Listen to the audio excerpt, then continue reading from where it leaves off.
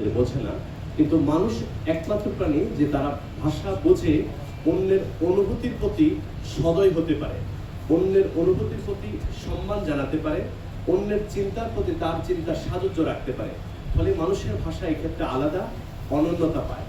এবং আজকে আমাদের যে ভাষা লড়াই, এই ভাষার লড়াইয়ের ক্ষেত্রে মানুষ একটি বিষয় কমনলি বলে থাকে মাতৃভাষার জন্য আমাদের লড়াই।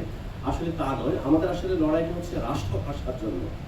আপনি আপনার মায়ের সঙ্গে কোন ভাষায় কথা বলবেন, এটা নিশ্চয়ই রাষ্ট্র কর্ণপাত করার সুযোগ নেই, করেও না।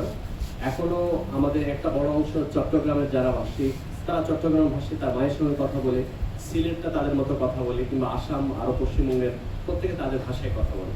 কিন্তু আমরা আজকে যে ভাষায় কথা বলছি, কিন্তু এই ভাষা ঠিক এই ঢাকার একরকম ভাষা, কিন্তু আবার পুরনো ঢাকায় ভাষার আলাদা মেজাজ আছে। ফলে এই যে রাষ্ট্র কাঠামোর জন্য শুধুমাত্র রাষ্ট্রভাষা না, এটি একটি বৈষম্যের বিরুদ্ধে আমাদের লড়াই ছিল।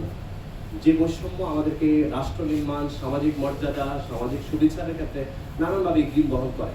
তো আজকে আমাদের বিষয়টা একেবারে সুনির্দিষ্ট, সেটা হচ্ছে ব্রিটিশ সময়কাল থেকে বাঙালি মুসলমান ভাষা প্রশ্ন। আমরা দেখি যে এই ক্ষেত্রে অনন্য অনেকের নাম আসবে, আমাদের আলোচকরা সে বিষয়ে কথা বলবে। তো আপনাদেরকে আবারও তিনটি আলাপ বলি। একটা হচ্ছে ভাষা মানুষকে স্বাধিকারতা বোধ এবং তার আত্মপরিচয় নির্মাণ করার ক্ষেত্রে ভাষা অসাধারণভাবে গুরুত্বপূর্ণ ভূমিকা রাখে। এই ভাষার সবচেয়ে উৎকৃষ্ট মাধ্যম, সেটা বজায় রাখে কবিতা, গল্প, উপন্যাস। ক্রিয়েটিভ রাইটিং ছাড়াও গবেষকরা সে ভাষা নিয়ে নানান আলাপ করে। তো আজকে এই 11তম পর্বে বাঙালি মুসলমানের ভাষা প্রশ্নে আমাদের তিনজন বিজ্ঞ আলোচক কথা বলবেন। মনসুর মুসা, মোহাম্মদ চেঙ্গিস খান এবং তাহমিদ আল জামি, তিনজনকে মঞ্চে আসন গ্রহণ করবার জন্য বিনীতভাবে অনুরোধ করছি এবং সবাই করতালি দিয়ে স্বাগত জানাই আমরা।